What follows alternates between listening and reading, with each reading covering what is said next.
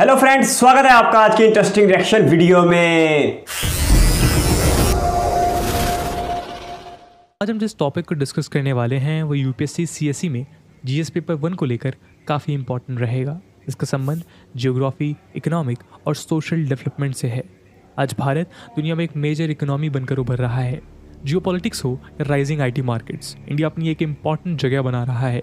ऐसे में ये ज़रूरी हो जाता है कि इंडिया वर्ल्ड क्लास इंफ्रास्ट्रक्चर भी डेवलप करे। National industrial corridor development program exactly यही करने के लिए शुरू किया गया है। ये एम्बिशियस इंफ्रास्ट्रक्चर प्रोग्राम नए शहरों को स्मार्ट सिटीज़ बनाते हुए इंडस्ट्रियल सेक्टर में नेक्स्ट जनरेशन टेक्नोलॉजीज़ के इस्तेमाल से इंक्लूसिव डेवलपमेंट करने के लिए लिया गया भारत सरकार का एक इनिशिएटिव है। इंडियन गवर्नमेंट देश में 11 इंडस्ट्रियल कॉरिडोर्स डेवलप कर रही है। नेशनल इंडस्ट्रियल कॉरिडोर प्रोग्राम के अंडर इन कॉरिडोर्स में फ्यूचरिस्टिक इंडस्ट्रियल सिटीज़ और बेस्ट मैन्युफैक्चरिंग हब बनाकर दुनिया का इन्वेस्टमेंट डेस्टिनेशन डेवलप करने का एम है। ये corridors offices, expressways, highways, industries etcetera के लिए होंगे, जिससे एम्प्लॉयमेंट अपॉर्चुनिटीज़ बनेंगी। साथ ही साथ ओवरऑल सोशो इकोनॉमिक डेवलपमेंट देखा जा सकेगा।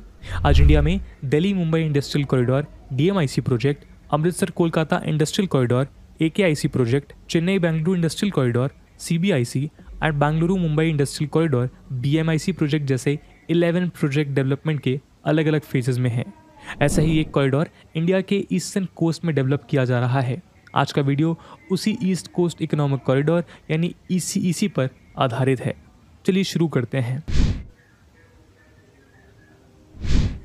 भारत का पहला कोस्टल कॉरिडोर यानी ईस्ट कोस्टल इकोनॉमिक कॉरिडोर और ECEC डोमेस्टिक मार्केट्स के एक्सपेंशन, पोर्ट लेड इंडस्ट्रियलाइजेशन यानी सागरमाला प्रोजेक्ट और डोमेस्टिक कंपनीज के इंटीग्रेशन के नेशनल ऑब्जेक्टिव के साथ अलाइनमेंट में बनाया जाएगा। इससे साउथ ईस्ट एशिया और ईस्ट एशिया की वाइब्रेंट ग्लोबल वैल्यू चेन से इंडियन कंपनीज कनेक्ट हो सकेंगी। इस प्रोजेक्ट की शुरुआत कोलकाता से होगी, जो कन्याकुमारी पर जाकर खत्म होगा। इस 2500 किलोमीटर के इकोनॉमिक कॉरिडोर में कई major ports, minor ports, roads, expressways, cities etcetera शामिल होंगी। ECEC एक इंटीग्रेटेड इकोनॉमिक डेवलपमेंट इनिशिएटिव है। इसका की आइडिया ये है कि इंडिया के ईस्टर्न कोस्टल बेल्ट में पोर्ट बेस्ड इंडस्ट्रियल डेवलपमेंट किया जाए, जो सागरमाला इनिशिएटिव के गोल्स के साथ अलाइंड हो। ECEC का सक्सेसफुल डेवलपमेंट इंडिया की एक्ट ईस्ट पॉलिसी के लिए भी क्रूशल स्टेप है। ये पॉलिसी साउथ एशिया और साउथ ईस्ट एशिया के भारत से जुड़ाव से जुड़ी हुई है।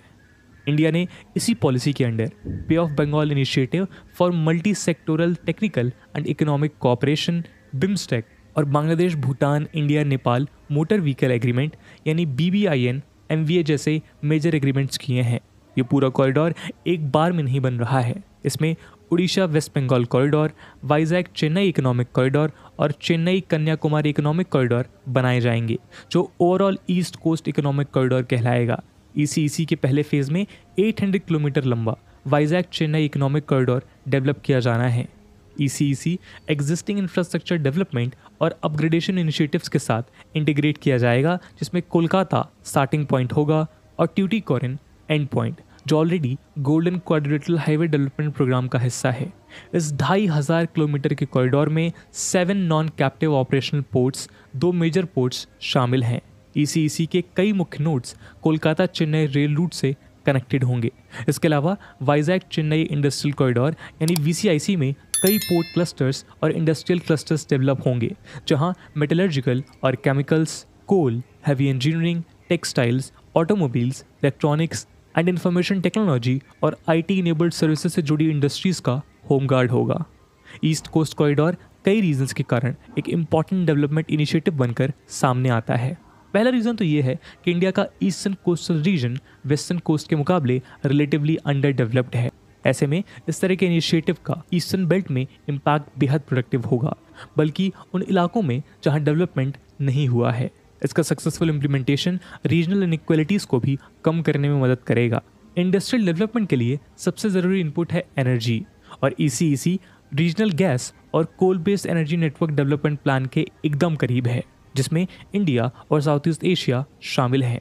ये शायद आपको एकदम से समझ में ना आए, पर लॉन्ग टर्म डेवलपमेंट ऑब्जेक्टिव में प्लान है यहाँ इंटीग्रेटेड एनर्जी डिस्ट्रीब्यूशन ग्रिड और पाइपलाइंस का एक नेटवर्क तैयार किया जाएगा, जो साउथ एशिया और साउथ ईस्ट एशिया को जोड़ेगा। इस ग्रिड में कई देश शामिल होंगे और ECEC इसका वेस्टर्न टर्मिनस होगा।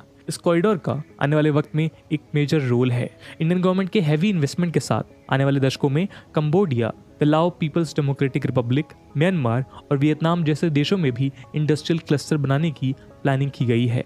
आज इस प्रोजेक्ट का पहला फेज प्लान हो रहा है जो वाइजैक से चेन्नई तक बनाया जाएगा।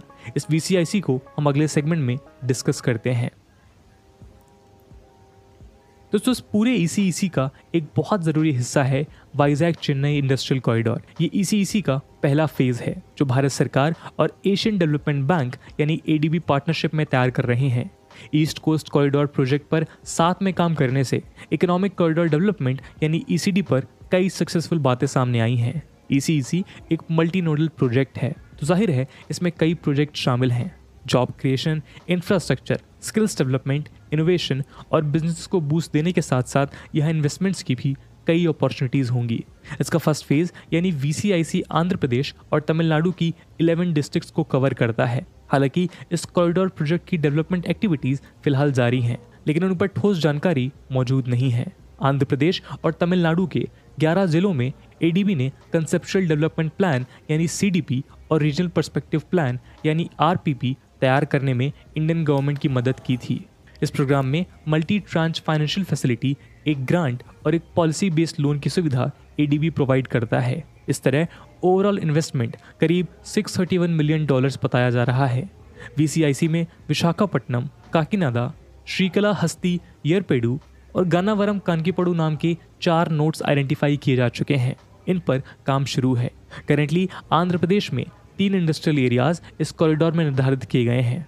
पहला है कोपार्थी इंडस्ट्रियल एरिया जो फिलहाल बनाया जा रहा है। यह आंध्र प्रदेश की कडप्पा डिस्ट्रिक्ट में मौजूद है। इस एरिया में आंध्र प्रदेश के चीफ मिनिस्टर जगन मोहन रेड्डी ने पिछले साल 23 इंडस्ट्रियल यूनिट्स का फाउंडेशन स्टोन रखा था। रिसेंटली यहीं पर वाटर पाइपलाइन के लिए ₹190 करोड़ का एलोकेशन भी किया गया है। दूसरा विशाखापट्टनम इंडस्ट्रियल एरिया है और तीसरा चितूर इंडस्ट्रियल एरिया। ADB ने इंडिया के साथ पिछले कई सालों से इकोनॉमिक कॉरिडोर्स के लिए पार्टनरशिप की है। ऐसे कॉरिडोर्स इंफ्रास्ट्रक्चर कनेक्टिविटी के पूरे पोटेंशियल को लेवरेज यानी इस्तेमाल करने और अर्बन एरिया को ग्रोथ सेंटर्स में तब्दील करने में मदद करते हैं ताकि मार्केट्स का सीमलेसली और प्रोडक्टिवली यूज हो सके। 2013 के बाद से ADB ट्रांसपोर्ट कॉरिडोर्स को डायनेमिक इकोनॉमिक कॉरिडोर्स कैसे बनाया जाए, इस पर सपोर्टिंग स्टडीज़ कर रहा है। इन स्टडीज़ के साथ मालूम चलता है कि एग्जिस्टिंग और प्लान ट्रांसपोर्ट कॉरिडोर्स जैसे सरफेस, मैरीटाइम और मल्टी नोडल को बेहतरीन तरह से बाकी इकोनॉमिक कॉरिडोर से कैसे लिंक किया जाए। प्रेजेंटली इन्फेंट स्टेज पर यह प्रोजेक्ट आने वाले वक्त में ईस्ट कोस्ट की सूरत भी बदल सकता है। आज मुंबई हमें इकोनॉमिक हब नज़र आता है और हो सकता है कि आने वाले कुछ दशकों में ये इक्वेशन चेंज हो जाए। तो दोस्तों, इस वीडियो में हमने डिस्कस किया ईस्ट कोस्ट इकोनॉमिक कॉरिडोर को। इस पूरे इंफ्रास्ट्रक्चर प्रोजेक्ट को लेके आपका क्या ओपिनियन है? क्या आपके हिसाब से और भी कोई ऐसा एरिया है जिसको इसमें कवर करना चाहिए? तो कमेंट सेक्शन में ज़रूर बताइएगा। तो आज के लिए इतना ही। आई होप आपको वीडियो पसंद आई होगी और अगर पसंद आई है तो अपने दोस्तों के साथ शेयर करना बिल्कुल मत भूलिएगा। मिलते हैं अगली वीडियो में, तब तक के लिए जय हिंद, जय Bharat. East coast economic corridor इसलिए आज से भी अहम होगा क्योंकि जो इंडिया की ये वाली साइड है, ईस्ट वाली साइड जो साहिली पट्टी है, वो वेस्ट की निस्बत पसमानदा है। वहाँ पे भी इतनी डेवलपमेंट नहीं हुई। वेस्ट में हम देखते हैं कि मुंबई जैसा शहर है और गुजरात की स्टेट का तकरीबन ज़्यादातर इलाका जो है वो साहिली पट्टी के साथ लगता है। वहाँ पर अच्छी खासी हमें तिजारत देखने को मिलती है, लेकिन इस साइड पे भी डेवलपमेंट की कमी थी। गो के कलकत्ता और चेन्नई बड़ी बंदरगाहें हैं, लेकिन उसके बावजूद अभी अच्छी खासी कमी थी जिसे इस मेगा प्रोजेक्ट के जरिए पूरा किया जाएगा। इस कॉरिडोर का एक एंड नॉर्थ में कलकत्ता है जबकि साउथ में कन्याकुमारी है।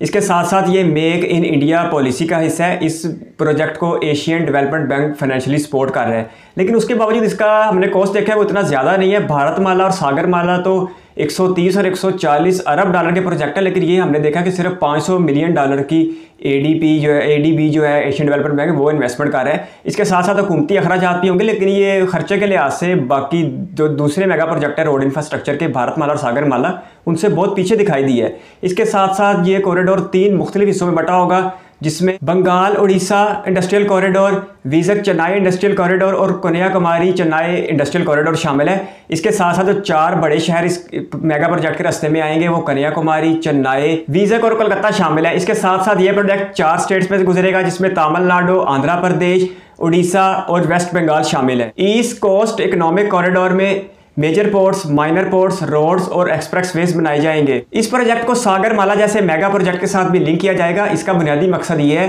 कि भारत के साउथ में आने वाले देश और भारत के साउथ ईस्ट में आने वाले देशों के साथ भारत को लिंक किया जाए। इसी मकसद को हासिल करने के लिए भारत की सरकार ने बिम्स्टेक्स और BBINMVA को साइन भी किया। ईस्ट कोस्ट इकोनॉमिक कॉरिडोर का पहला फेज विजक से चेन्नई इंडस्ट्रियल कॉरिडोर है जो 800 किलोमीटर लंबा होगा। अगर मुस्तकबिल बईद में इस प्रोजेक्ट के मकासद को देखा जाए तो ये एक बहुत मेगा प्रोजेक्ट है और इंडिया पाइपलाइंस के जरिए दुनिया के बड़े देशों के साथ और काफ़ी तादाद में देशों के साथ कनेक्ट होना चाहता है और इंडिया चाहता है कि पूरा साउथ एशिया पूरे साउथ ईस्ट एशिया के साथ लिंक हो जाए। ऐसा ही सीन हमें यूरोप में देखने को मिलता है जहां रशिया से तेल और गैस की पाइपलाइंस पूरे यूरोप में फैल रही है। इसके साथ साथ इंडिया में कुल मिला के 11 इंडस्ट्रियल कॉरिडोर पे काम जारी है।